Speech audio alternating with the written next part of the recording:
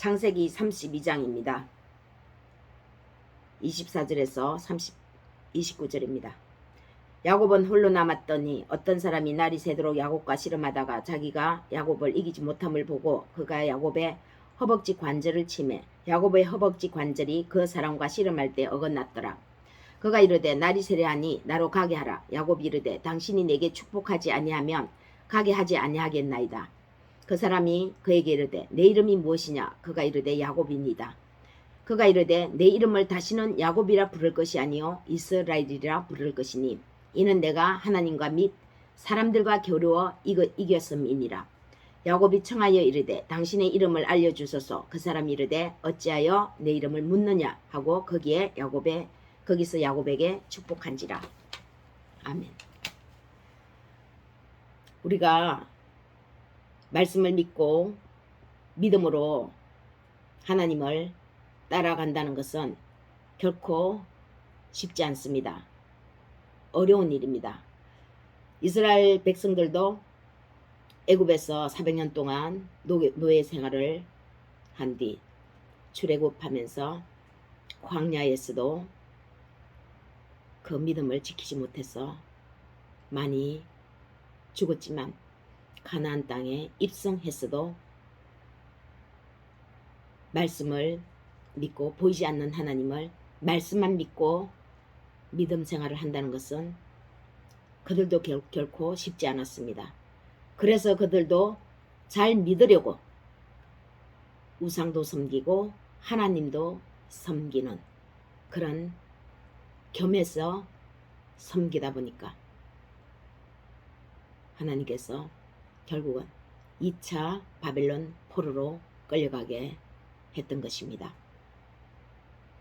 오늘 본문에 나오는 야곱 이야기도 마찬가지입니다. 야곱은 20년 전에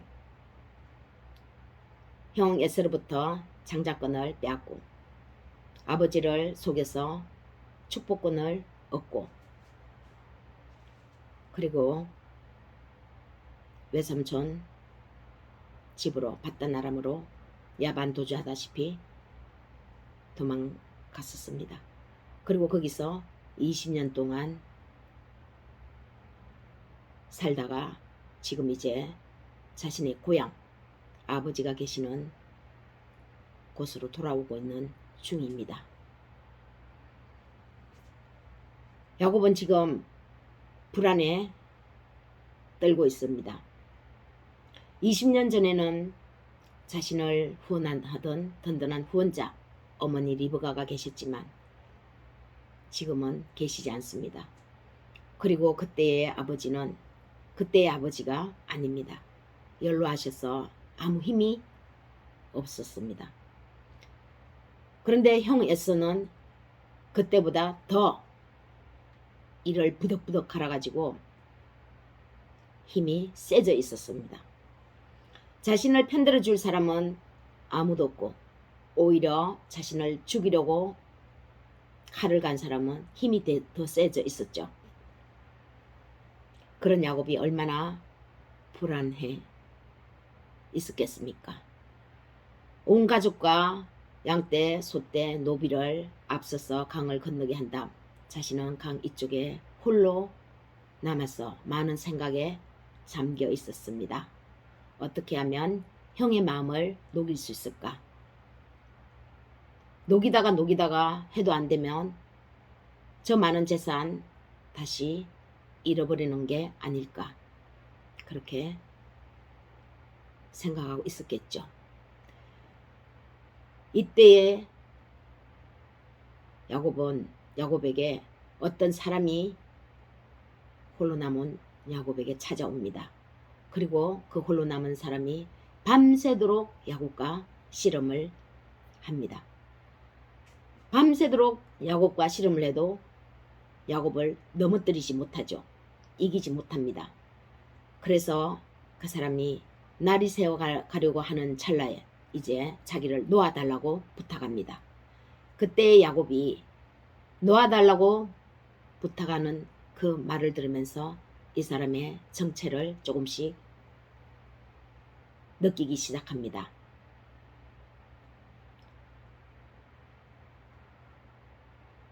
그래서 허벅지를 그 사람이 쳐버리죠.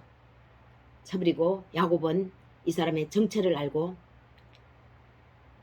싸우는 것이 아니라 간청합니다. 매달립니다. 부탁하는 거죠. 오히려 반대로. 나를 축복하지 않으면 가게 하지 않겠다. 그랬더니 그 어떤 사람이 너 이름이 무엇이냐? 내 이름은 야곱입니다. 당신의 이름이 무엇입니까? 이렇게 물은 것입니다. 지금 이 상황에서 왜 야곱은 이 사람과 이렇게 씨름을 하고 있습니까? 어디서 왔는지도 모르는 사람하고 밤새도록 온 힘으로 씨름을 합니다. 그리고 왜 이 사람은 야곱을 이기지 못했을까요? 게다가 날이 새려고 하니까 왜 이 사람은 떠나려고 했을까요? 사실 씨름보다는 씨름 뒤에 나오는 두 사람의 대화가 집중이 됩니다. 주목이 됩니다. 그리고 궁금해집니다. 사람들은 이것을 실제 씨름으로 보지 않고 야곱이 밤새 기도로 몸부림쳤다라고 말하기도 합니다. 그런데 씨름이라는 원어의 기원을 보면 먼지라는 그런 뜻이 있습니다. 먼지를 덮었을 만큼 몸부림치면서 기도했다. 그거보다는 이 원어를 냅두고라도 우선 24절을 보면 씨름을 시작하는 쪽이 어떤 사람이라고 분명히 말합니다. 씨름을 야곱이 먼저 시작한 것이 아닙니다. 야곱이 홀로 남아있는데 어떤 사람이 다가온 것입니다. 그래서 본문은 영적인 씨름, 기도보다는 실제로 야곱이 씨름을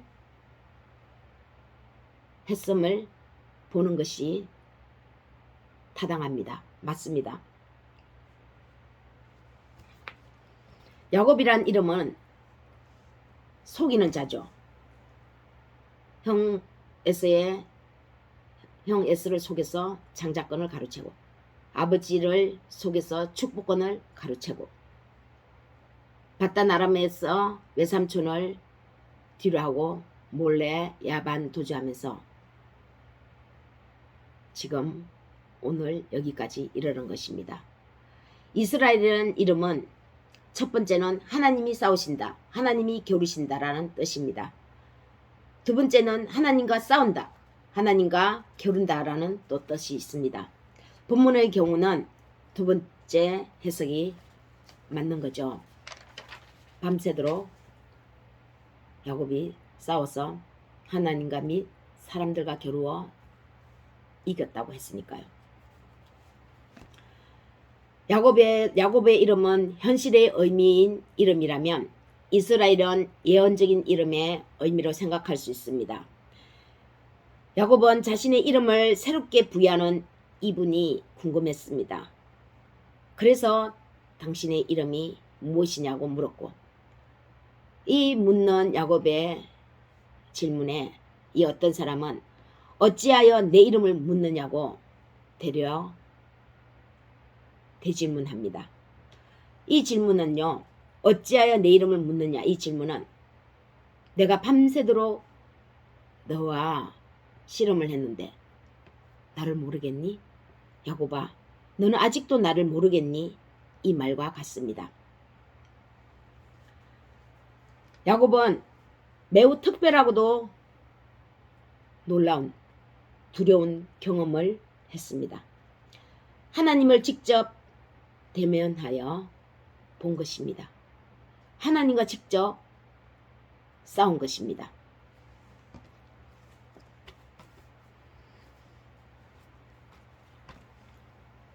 하나님은 야곱이 감히 예상할 수 없을 만큼 그에게 가까이 다가오셨습니다. 자신은 전혀 생각지도 못하는 찰나에 에서로부터 구해달라는 그의 기도는 먼저 하나님으로부터 응답되었습니다.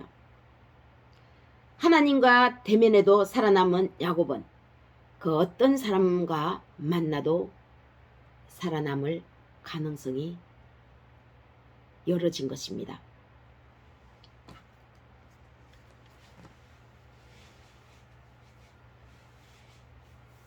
우리에게 오늘 이 본문이 주는 교훈은 무엇입니까? 야곱의 끈질긴 축복을 구한 것이 오늘 우리에게 주는 교훈입니까? 오늘 이 본문 9절 말씀은 야곱이 아니라 우리가 하나님께 맞춰야 하겠습니다. 하나님께 맞췄으면 좋겠습니다.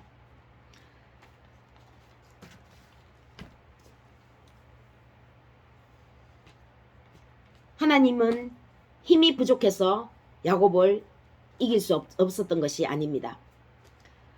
밤이 기니까 야곱을 계속 붙잡고 그를 괴롭힌 것도 아닙니다. 야곱의 신앙을 훈련시키기 위해서 그를 붙잡고 놔주지 않고 괴롭힌 것이 아니라는 거죠. 하나님은 자신이 가지고 계신 선하신 계획이 야곱에게 있었습니다. 야곱의 12아들 중 요셉은 17세에 꿈을 꿨죠. 하나님이 주신 소망, 하나님이 미래에 있을 꿈을 요셉에게 주셨습니다. 꿈으로. 처음에는 첫 번째 꿈은 11볕단이 자신을 볕단을 향해서 절을 하는 꿈을 꿨죠. 미래에 양식이 떨어질 텐데 그 양식 요셉을 통해서 내가 너희들의 생명을 살리겠다. 이 야곱의 가족들은 목축업을 하기 때문에 농사를 짓지 않았기 때문에 그 해석을 할 수가 없었을 것입니다. 농경 사회를 경험해 보지 않으면요. 그리고 두 번째 꿈은 11별 그리고 달과 별이 자신을 향해서 또 절을 했습니다. 야곱의 12아들은 이스라엘 민족뿐만 아니라 세계 모든 민족 위에 비추는 별이 되어서 복음의 빛을 발해야 했던 사람들입니다. 하늘에서 반짝반짝 빛을 내면서 온 세상을 밝혀주는 그 빛의 역할을 통로를 감당해야 하는 사람들이 바로 야곱의 12아들이죠. 그 중에 요셉에게 하나님은 그 미래에 있을 일에 대해서 계획을 보여주셨습니다. 야곱을 깨울 필요가 있는 거죠. 야곱의 이 12아들을 위해서라도요. 그리고 야곱의 할아버지 아브람한테 내가 너로 큰 민족을 이루게 하겠다. 너는 복의 근원이 될지라. 이렇게 말씀하셨습니다. 복의 근원. 하나님의 복을 온 세상에 비추는 그 통로 역할을 해야 할 야곱의 12아들.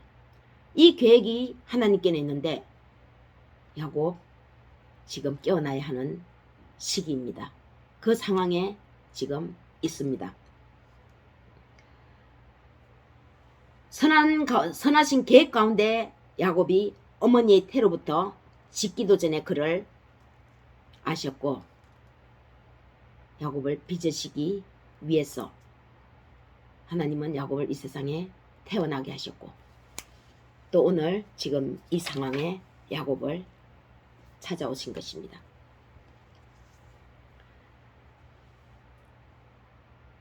하나님은 야곱의 수준에 맞게 낮아지셔서 찾아오셨습니다. 그와 함께 하셨고 얼굴과 얼굴을 마주하셨습니다. 그리고 앞에 놓여있는 상황, 환경의 두려움을 이기게 하셨습니다. 야곱이 평생 살아가면서 무엇을 의지해야 하는지, 자신이 힘을 쏟고 있는 모든 것의 그 근원은 어디에 있는지, 축복의 근원은 누구인지를 다시 깨닫게 해주셨습니다. 상기하게 해주시는 지금 상황에 놓였습니다.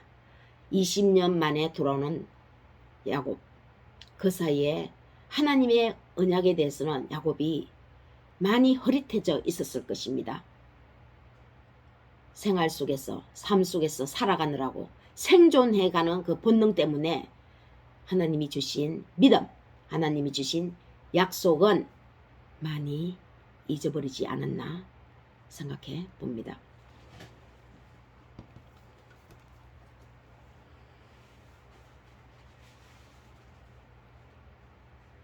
하나님의 약속은 우리의 노력으로 성취되는 것이 아닙니다.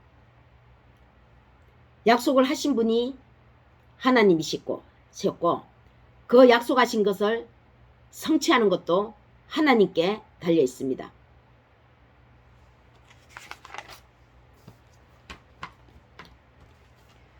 하나님은 약속의 성취자이심을 나타내시기 위해서 또 오늘 지금 홀로 남아있는 이 야곱에게 나타나신 것입니다.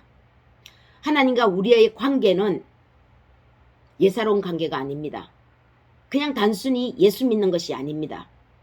언약의 약속 때문에 관계 맺어 있습니다. 보이지 않는 이 사이에 우리와 하나님 사이에 약속이 있는 거죠. 언약의 약속 때문에 하나님과 우리 사이가 견고합니다. 그 누구도 뗄래야 뗄 수 없는 관계입니다. 약속의 관계. 언약의 약속 때문에 끝까지 우리를 지키시고 보호해 주십니다. 바로 이 때문에 지금 야곱을 다시금 찾아오셨습니다. 야곱이 20년 전에 바단 아람으로 떠날 때 하나님이 베델에서 야곱을 만나셔서 뭐라고 말씀하셨습니까? 28장 15절입니다.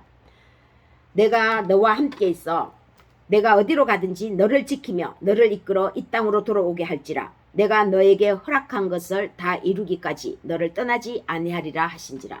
하나님은 떠나는 20년 전에 쫓겨가는 도망치다시피 쫓겨가는 야곱에게 이러한 말씀으로 약속을 하셨습니다. 약속을 잊으시는 분이 아니시죠. 하나님은요. 하나님은 우리가 어머니의 태로부터 태어나기도 전에 이미 우리에게 계획이 다 있으셔서 우리를 찾아오시고 자녀로 부르셔서 삼으셨습니다. 하나님은 우리를 찾아오셔서 부르실 때 우리의 행위대로 우리의 행위를 보시고 우리를 구원하시는 것이 아니라는 것입니다. 그렇게 부르시는 것이 아니라는 것입니다. 리브가가 임신했을 때 쌍둥이 에서와 야곱이 안에 있었죠. 그런데 이들이 태어나기도 전에 안에서 싸움을 할 때 큰 자가 어린 자를 섬기리라 했습니다. 태어나기도 전에 그들의 행위가 어떠한지도 모르는 그럴 때에 큰 자가 어린 자를 섬기리라. 하나님이 이미 야곱을 그렇게 부르셨습니다. 그렇게 택하셨습니다. 야곱은 모를 뿐이었죠. 오늘 야곱은 20년 만에 아버지가 있고 형이 있는 고향을 찾아오고 있습니다. 그런데 야곱이 가는 길에 그 행렬에 이미 하나님은 하나님의 사자들을 미리 준비시키는 것을 우리는 볼 수 있습니다. 읽지는 않았죠. 32장 1절입니다. 야곱이 길을 가는데 하나님의 사자들이 그를 만난지라. 야곱이 그들을 볼 때에 이르기를 이는 하나님의 군대라 하고 그 땅 이름을 마하나임이라 하였더라. 하나님은 구원 얻을 백성을 위해 늘 천군 천사들을 미리 배치시켜서 구원 얻은 백성을 보호하신다는 것을 볼 수 있습니다. 하나님이 택한 자녀, 하나님은 절대적으로 버리지 않습니다. 어떠한 경우에도 찾아내십니다. 이렇게 야곱이 지금 20년 만에 돌아오는데 하나님은 이미 야곱의 그 가는 길에서 사자들을 군대를 배치시켜서 야곱을 지금 보호하고 계시는 것입니다. 해를 당하지 않도록 지키십니다.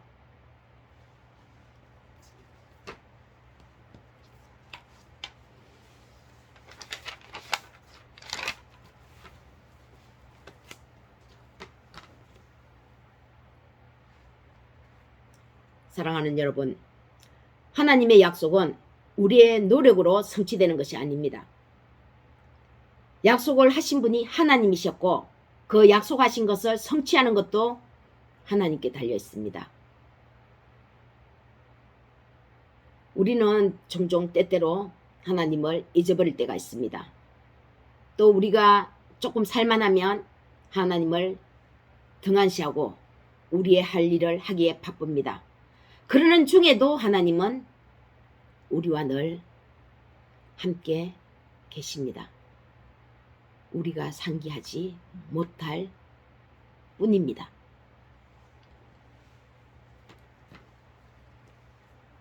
그런데 야곱을 왜 이렇게까지 고생하면서까지 야곱을 이렇게 하실까요?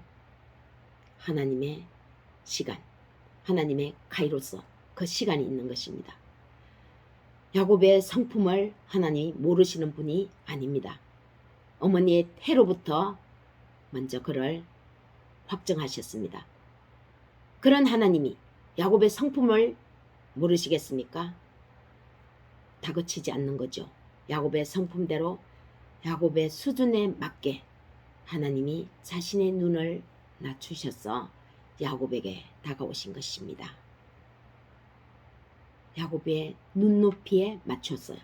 눈높이라는 그런 어린이 책이 있었죠. 그 눈높이에 맞게 야곱의 인생길에 하나님은 이렇게 함께 하시면서 자신이 약속했던 그 약속을 상기시켜 주십니다.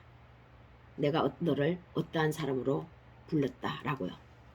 사랑하는 여러분, 저는 야곱이 참 불쌍하게 개인적으로는 느껴집니다.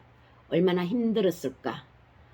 저렇게 저 성품으로 태어났는데 왜 그렇게 욕심이 많아서 생고생하면서 인생을 힘들게 사느냐고 사람들로부터 질타도 많이 받았을 것입니다. 우리도 그렇죠. 그러나 그렇게 노력하고 투쟁하는 삶이 있었기에 오늘의 야복강에서 하나님이 다시 찾아오시는 그 시간에 지금 이러지 않았나 그렇게 생각해 봅니다. 우리가 이와 같은 인생을 사는 겁니다. 하나님은 택하신 자녀를 끝내 잊어버리지 않습니다.